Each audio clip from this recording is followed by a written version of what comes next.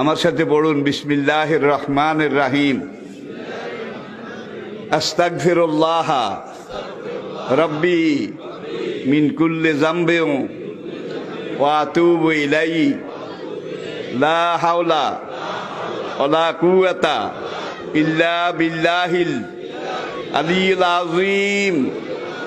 তাওবা ইয়া আল্লাহ, তাওবা ইয়া আল্লাহ, তাওবা ইয়া আল্লাহ, তাওবা ইয়া রাব্বি, লা ইলাহা ইল্লাল্লাহু মুহাম্মাদুর রাসূলুল্লাহ। আল্লাহর কসম, পিছনের জীবনে সব গুনাহ আল্লাহ মাফ করে দিয়েছে এই তওবার কারণে, সব মাফ করিয়া লাইছে। আর কিছু কিছু টেন্ডল আছে, ক্যান্ডা আছে, গুনাহ তো করতে আসি, হুজুরে যখন কইছে অন তওবা করি কিছু ছাড়াই হালাই, কাজ বেনা আবার শুরু করিও,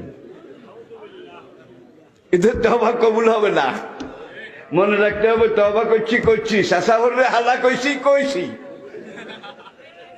তওবা করেছি জীবনে আর গুনাহ। এই নিয়ত নিয়ে, এই প্রস্তুতি নিয়ে তওবা করতে হবে। নবী বলেন, আত-তাইবু মিনাজ যামবি কামান লা যামবা লাহু। এইভাবে যে তওবা করেছে আল্লাহ এমন ভাবে মাফ করে দিয়েছেন যেন তার জীবনে কোনো গুনাহ নাই।